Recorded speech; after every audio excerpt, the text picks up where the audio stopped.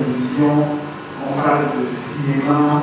C'est vrai qu'aujourd'hui, on entend de moins en moins parler de cinéma.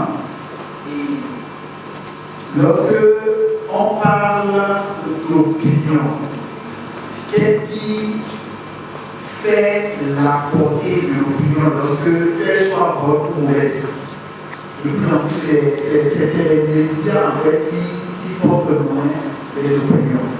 Ce que nous devons faire, c'est qu'il est extrêmement important de faire un véritable monitoring.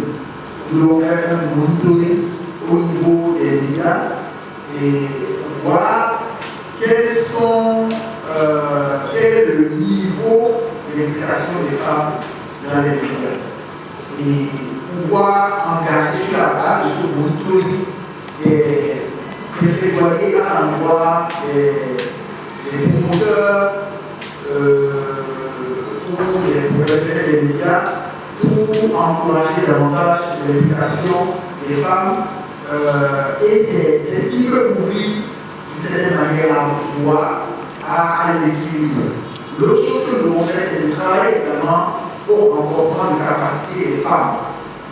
Et de travailler le renforcement de la capacité des femmes en matière de leadership, en ce qui concerne les compétences courant de la vie, la confiance en soi, la prise de parole en public, l'estime de soi, l'affirmation de soi et tout. Voilà autant de choses que nous devons faire et travailler également à sensibiliser et à encourager les femmes à pouvoir s'affirmer, à prendre des décisions. Comment identifier les lacunes qui s'y trouvent? Je pense qu'il faudrait d'abord que nous travaillions à mettre de la lumière sur les inégalités cachées et puis à travailler pour les réduire. Il est déjà arrivé que dans un passé un peu lointain, je pense qu'il y a environ 9-10 ans, j'étais victime d'une discrimination de façon permanente et consciente, sans me rendre compte. Comme on l'a dit tout à l'heure, je suis adresse et parfois quand il y a des matchs et que je suis en menstruée, si par maladresse, je laisse entendre ça à une copine ou au coach. Non, moi je ne veux pas jouer toutes les muscles. Au pire, on peut faire jouer juste parce que non, il n'y a plus de meneux soir. Et on sait que tu es courte, tu es bonne techniquement, finalement on peut faire jouer. Mais parce que celle qui a été positionnée est défaillante, finalement on peut faire jouer. Mais au pire, alors ce n'était pas ça. C'était pas gagné que tu joues parce que tu es en menstrué. C'est-à-dire, on te discrimine et c'est tout le monde à croire que c'est parce que tu es en menstrué que tu portes la poisse. C'est-à-dire, quand toi tu vas jouer là, on ne va pas gagner le match. Donc je pense qu'il faudra que nous travaillions à mettre de la lumière sur les différentes formes d'inégalité et de discrimination dont sont victimes les filles et les femmes de façon inconsciente. Et qu'on travaille maintenant à les réduire durablement en impliquant tout le monde, en impliquant tous les acteurs, que ce soit les encadreurs sportifs, les enseignants, tout le monde, dans les deux sens, l'aller et le retour. Je pense également qu'il faut reconnaître la diversité des expériences. Donc l'approche intersectorielle reconnaît que les femmes ne sont pas homogènes, mais qu'elles ont des identités multiples qui influencent leur expérience. Donc l'expérience peut différer d'une femme à une autre ou d'une militante à une autre. Elle permet de prendre en compte les réalités spécifiques des femmes de différentes origines et groupes sociaux. Je dirais également qu'il faut travailler à favoriser l'inclusion de tout le monde, de toute la communauté, mais surtout des filles et des femmes handicapées, en reconnaissant les intersections. Nous pouvons donc favoriser l'inclusion des droits des femmes marginalisées et les mouvements féministes, parlant du processus décisionnel. Je vous remercie.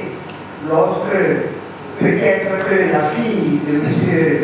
Fleuret en esclavation Si par exemple sa fille commence à devenir lesbienne, qu'est-ce qu'il peut faire? Est-ce qu'il doit, au nom du droit, de ces droits, la laisser continuer dans ce domaine pour les éducations?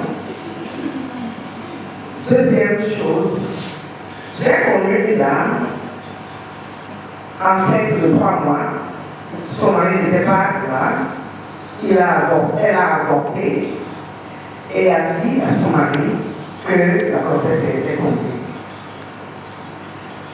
Depuis le début, elle a accepté qu'elle avait fait descendre la grossesse. Pourquoi donc elle répond cela me dérange trop? Science sans conscience n'est que venue de là. Il faut remarquer que la plupart des organisations féministes construisent leur mouvement autour des identités des intérêts particuliers. C'est-à-dire que ces mouvements ont été lancés par des femmes qui ne centraient pas essentiellement leur travail sur leur identité en tant que femmes, mais comme des femmes ayant des identités particulières, appartenant à des catégories particulières, des femmes d'ethnicité ou sociaux particuliers, des femmes autochtones, femmes subissant des formes particulières d'exclusion ou sans voix, des travailleuses de sexe, des femmes en situation de handicap, des femmes lesbiennes, des femmes vivantes en situation de pauvreté. Elles descendent des métiers particuliers ou dans des situations économiques particulières, des employés de maison, des travailleurs sexuels ou vivant dans des circonstances politiques particulières. Il faut reconnaître aussi que de nombreux récits de féminisme minoritaires engagés dans la lutte sociale et plus particulièrement dans le combat des femmes soulignent la solidité des femmes, des féministes majoritaires à leur revendication d'égalité et à leurs conditions sociales marquées par des inégalités de sexe, de race et de classe. Cette solidité et leur invisibilité physique dans les espaces de féminisme constituent une des formes de violence inhérentes au processus de domination pour certaines femmes minoritaires. Je vous remercie.